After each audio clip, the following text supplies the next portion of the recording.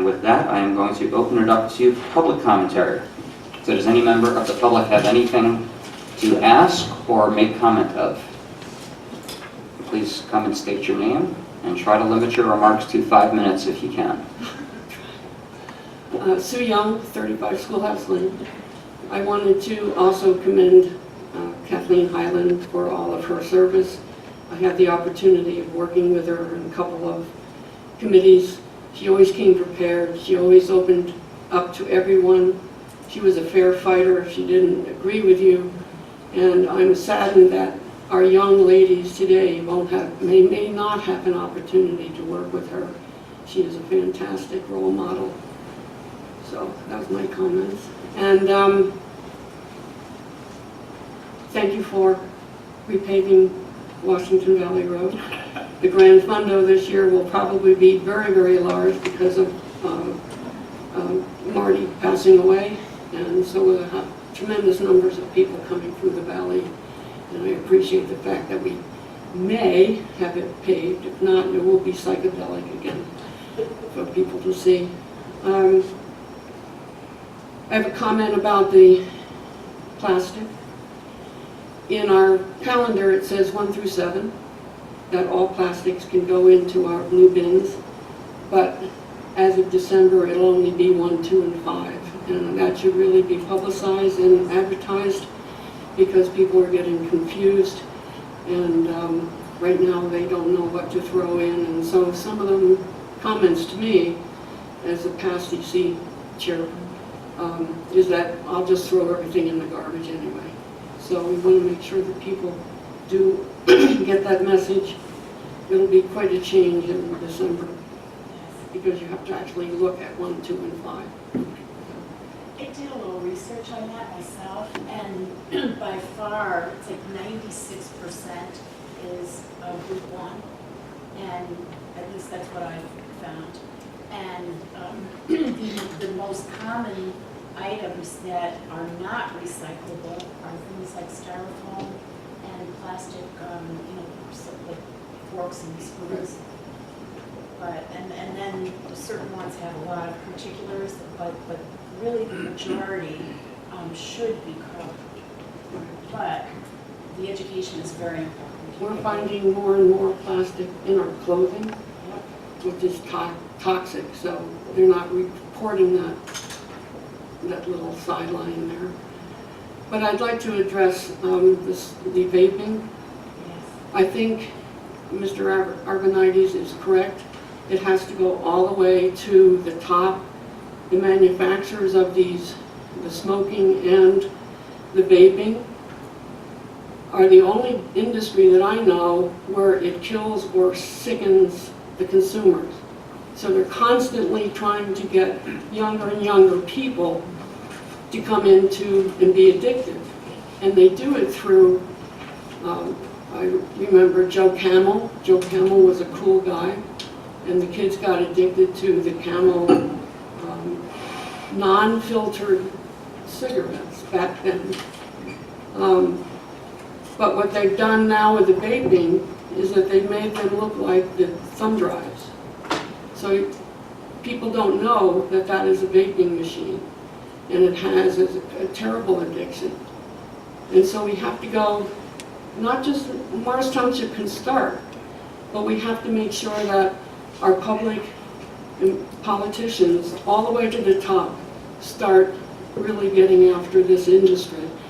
New Jersey and Florida have bonds specifically to pay for illnesses that people have received over the years because they've smoked. But those bonds, that money that bond people are paying goes to helping the people who are now really ill. So it just doesn't make any sense to me to have an industry that kills its population and is allowed to do that. It's an addictive drug, and it's now invasive. And I think if you have an ordinance, it has to have teeth. If it doesn't have teeth, then it's not going to do any good. We can talk about programs. We definitely need programs for addicted people, but it's going to continue to increase because we're not going after the actual cause. So, Thank you, ma'am. Thank you.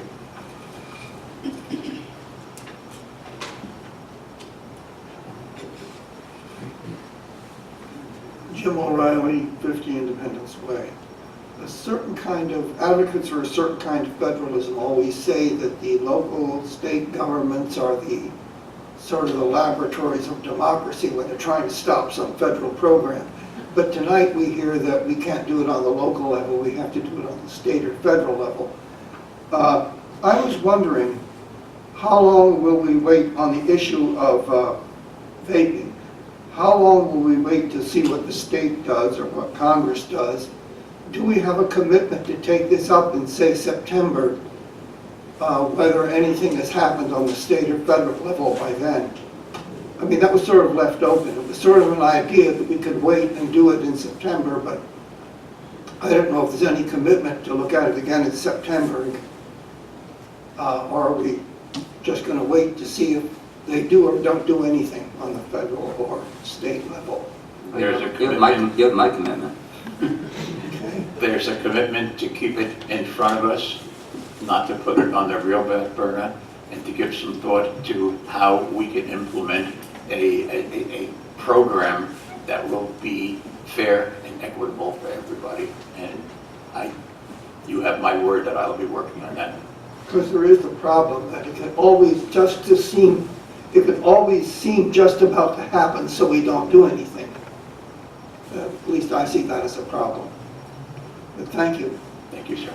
Mr. O'Reilly, Yes. with your opening comment, did you imply that you think that there is a place for local government to start to make change? When you talked about federal? Well, that's what a lot of people who want to stop action at the federal level seem to think. So, I mean, there could be a role there. Okay, thank you. Thank you, sir. Good evening. Patricia Jannaco, 50 Independence Way. I just want to echo some of the things that have been said about vaping. I think the advertising component is very, very important. In the last few months, and I've said this to some of you, I have seen more and more ads for vaping. And it's being, they have this big banner that says, nicotine is an addictive substance. Okay, that's just fine. They also say in alcohol ads, drink responsibly. I don't know how effective that is. But they're touting it as an adult activity. We all know this is being promoted for kids. So I think there really has to be a push to end vaping advertising like there was to end cigarette advertising. So I just want to echo that. I think that's a very important component to a multifaceted approach. And I wish you all luck. Thank you I very would much, like to ma'am. see the township address it, but it sounds to me like there was a lot of work that needs to be done in order to produce some kind of ordinance that will make some sense. So thank you. Thank you very much. I mean, as far as the advertising, there's nothing that the township can do. Do you think there's anything even the state can do for advertising? Because so many magazines are across the country. I was I think- unaware that advertising for cigarettes has been prohibited. I think I still see those ads Do you? I don't think I've ever seen one in years. with the appropriate Surgeon General warnings, but They were just pulled from TV. I think they're still in print. yeah. But there aren't any on television, and I think a lot of people aren't necessarily reading Right. I don't advertising. know But what this short kind of thing answer is. trickles up. It's starting at the local level. You can lobby your state and your federal representatives. So I don't think that there's nothing that can be done at this If you level. can do grassroots efforts at the local level to put pressure on, Right. to bring that kind of action to bear. Right, make noise. Make noise. Thank you. I hope somebody takes that up. Diane Holland, 26 Northbridge Place. I also want to address the vaping situation, more from the perspective of how the Township Committee actually interacted. In the many years that I have been attending township meetings, when there is There are things up for vote, and not everyone is in a uniform position. There has been no discussion. I think it was beneficial and is beneficial for the populace to know why our committee people have a position, how they came to this idea. When we do not have anything from our committee other than yes or no, you're leaving us in the dark. So I commend the committee for speaking out and being part of treating us as equals and not sitting above us. Thank you. Thank you. Thank you for the compliment.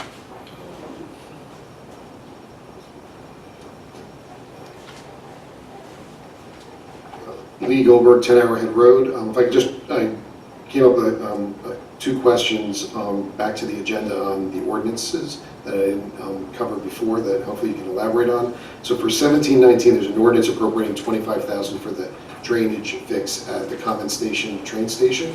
So is that number because we already have the estimate that we know what the work is going to be involved, or does that go out to bid, or how does the financing there work?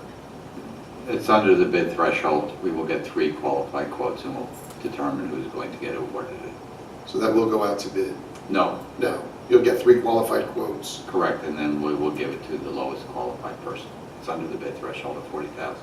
They'll And- probably give you less than $25,000. It's for new gutters on it. It's not a big deal. Okay, gotcha, all right. And the reason that that's sort of broken out as part of the parking utility capital improvement versus, say, the drainage curb and sidewalk improvements that did go out to bid, is that because it's simply operating under its own utility and it can't be included with the other work? Well, number one is different type of work. It's not drainage in the ground, it's gutters. It's just gutters? But if it was drainage, it would be a separate one because the utility runs its own budget. That's why you see different ordinances for sewer, capital, swim pool capital. And the reason why it didn't go out to bid, as Mr. Quinn said, is it's below the bid threshold. So anything above, is it 42 or 40? 40,000. 40, anything above 40,000 does have to go out to a bid, correct? Unless there is a state contract or a county co-op contract. And then we should apply the county contract or the state co-op contract. But other than that, we have to go out to bid above 40. Since it's up below 40, we don't have to do that. So we get the 3 qualified bids. Thank you. And then for... Quotes, not bids, yes. And for the road project where you referenced that we were getting grant money back from the state, it's a fairly sizable amount of money to be getting back, which is fantastic.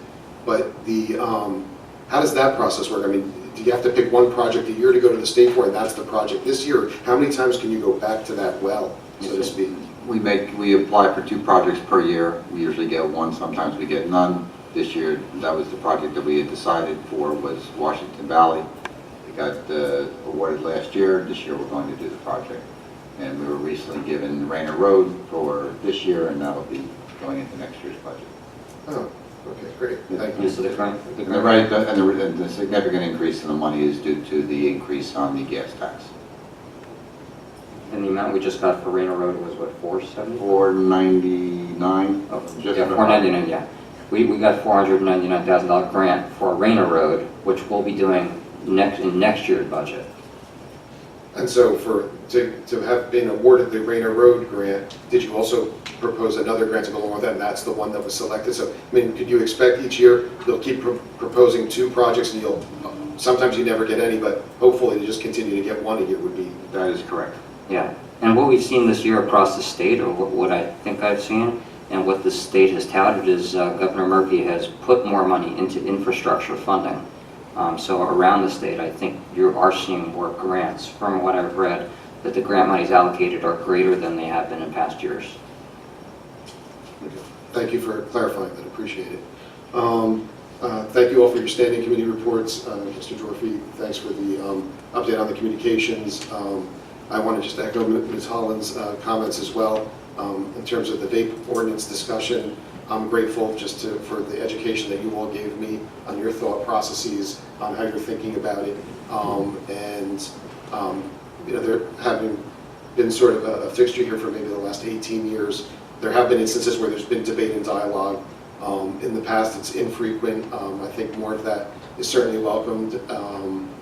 And just in terms of you being a new constituted township committee, there have been, I mean, over the last, you've only been in this form for a few months, but there's just been so many improvements in terms of agendas being up and available sooner, the types of open session meetings that you've had to inform the public on anything from the vaping ordinance to affordable housing to how our planning board and board of adjustment works. So definitely appreciated by myself, and I'm sure others as well. To echo again Ms. Holland's comments, thank you so much for a change of pace and consciousness in terms of just the type of information that we're receiving by attending these meetings, and also the not the crown jewel, but with the added benefit of the community service award to have so many people from the community that do so much great work to be able to be recognized. It's just truly, it's an improved process, and please keep it up. Thank you so much. Wanted to just also ask if there's any update at all. I mean, the Park Avenue corridor is just getting just really untenable. I would suggest if nobody's taking a ride down towards Madison around 5 p.m., it can be backed up for miles. I've spoken with people that tell me it takes them up to 25, 30 minutes just to get to 24. I know there's been some regional or attending meetings with Assemblyman Bucco. So anything you can do to address that. I was down by in front of the Jets complex for the first time in about maybe 2 months earlier last week, and they've done a lot of clear cutting there. They already have a gatehouse, and it looks like there's a whole other community going in of probably a couple of hundred units right in front of the Jets complex. So I can't imagine just what's going to happen with Park Avenue. So any update you might have on proposed solutions or what you may have heard from the state DOT, Peter, or anything at all? Or? Yeah, So- go ahead, Jeff, you were there. Yeah, so a few weeks ago, there was a regional meeting. There were mayors from, I believe, 8 towns there, 7 or 8 towns, representatives of NJDOT. Assemblyman Bucco was there, the Assemblyman from Summit was there, representing that section. I guess Madison is in that district. No, Mila Jassy was there representing Madison. I forget who she was there. Chatham? Yeah, Chatham. Assemblyman went there, and then Mikey Sherrill was also there from the federal level. And anybody else? And there were county representatives as well. There were some freeholders there in the audience, and we had a discussion about Park Avenue. Nothing was concluded. The only thing that was put forward is to form a task force with a representative from multiple towns to address the issue and come up with some possible solutions. The flyway was addressed by myself. The flyover solution that has been proposed by the county was addressed by myself and Mayor Conley of Madison, but there's no real discussion about that, just comments from the two of us. So I'm not sure exactly where the county stands on that, but we're going to convene a task force, hopefully within the month of, probably not the month of May, but soon, and we'll see where it goes. Sorry, I can't be more positive about the situation, but Right. As time goes on, Mr. Goldberg, the cost, from what I've heard, has gone from 30 to 60 to almost infinite millions to put that flyway up, if they do it. If they I do. doubt it. I doubt it they will. Any discussion at all at that meeting about it? I know for years they've been talking about a back entrance off that that property, the Jets complex, the office complex back there, onto 24 to maybe relieve some of the pressure off Park Avenue. I'm the only one, I think, who brought that up at the meeting. Nobody else commented on that, and basically that's one of the things the task force is going to look at, supposedly. Can I ask a question of Mr. Grisel? Is there actually a plan to put a task force together that's a follow-up to the meeting? Yes, so the freeholders sent out a letter this week to each of the municipalities asking them to appoint a representative. It's unclear if they want a committee person or an engineer as the representative, so I think I need to clarify that. But they are moving forward to putting together a task force. And this is being spearheaded by the county, by the freeholder? It appears to be, yes. And it's unfortunate the county didn't spearhead this, 3, 4, 5 years ago. but they didn't. They did? They did until the money got. Yeah. Oh, Well, it came down to money. all came down to They were all money. doing, they were supposed to get money from the state board, and the state pulled the plug on the money and Mhm. fell apart. Yeah, so it's going to come down to money again, and I don't know Okay. where the money is going to come from. But yeah, the problem is getting worse.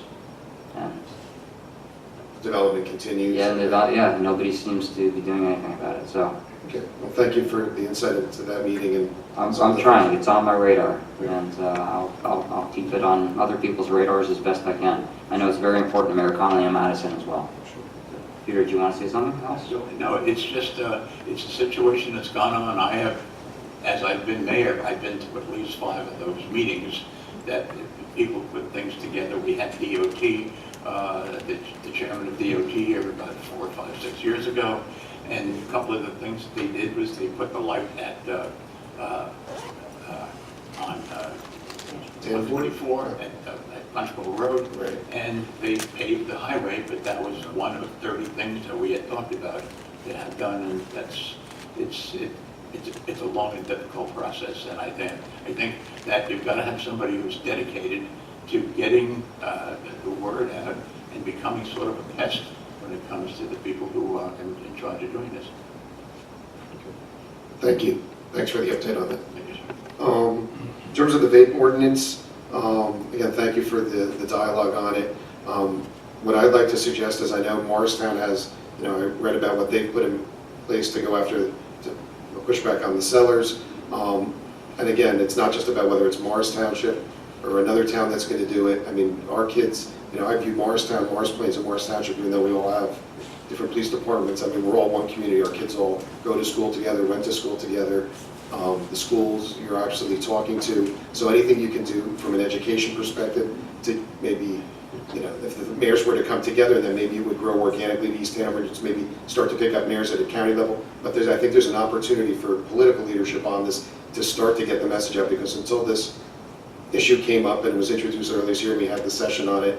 I mean, I had started to see, my kids are older, so I had started to see it sort of creep in a few years ago, but now obviously it's, I don't know if it's a public health crisis, but obviously it's starting younger and younger, and anything you can do to team up with other local officials to really start getting the messaging out and, maybe coming together for some sort of summit. I would think you'd need a pretty big room if you could actually educate the parents, especially of the younger kids, which is really to start addressing it maybe even at the elementary school level to find a creative way to introduce the topic to them from just a health perspective. I know at the last meeting they were talking about something called popcorn lung, which is, I guess, an impact of vaping. So, kids like popcorn. I don't know, some way to just start educating them on what this is actually about, because I think there's a lot of people that aren't aware about it, and anything you can do to help educate the public would certainly be appreciated. And then my last comment, I'm happy to hear about the view shed being preserved up at Picatinny Road. I've never been up there for a sunset, so thank you for the recommendation. I will take you up on that. I couldn't help but think of the view shed. Obviously it's too late at Columbia and Park Avenue. I've had a number of residents pine away at what happened to that view shed. Obviously, I don't even recall if there was any open space money looked at it to preserve that or do something with it, but I think I have yet to have anyone come up to me and say what's going on there on that view shed. What was the view shed actually looks good. So as we continue to develop across the township and anything that comes before this body, to really please keep in mind just how important those view sheds are in terms of the town we live in. So I appreciate that consideration going forward. Thank you, sir. Just one more thing in regard to Park Avenue. One other step I've taken is to reach out to both the county and to Florham Park about preserving the corner at Punch Bowl and Park Avenue, which is an open lot right now, right? Yes. A treat lot. Yes. And I think that's, given the state of Park Avenue, I think that is a no-brainer to try to move forward on, but it's not in our town. So I've planted the seed, and hopefully somebody will run with it. Okay. Do you have any friends in Florham Park? Well, thank you for those Yes, efforts. sir. I appreciate it. Thank you. Thanks, Linda. Anybody else? Yes. Hi there, Kevin Sirk, 66 Woodland Avenue. my very first township meeting. Welcome. So it's been highly educational, so thank you very much. My request is quite small compared to the other topics of this evening.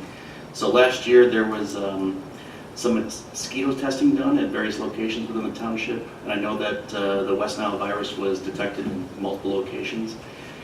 And the township had put out a couple of requests to residents asking them to remove standing water from their property and such. And so this year I'm working on taking care of that on my own property.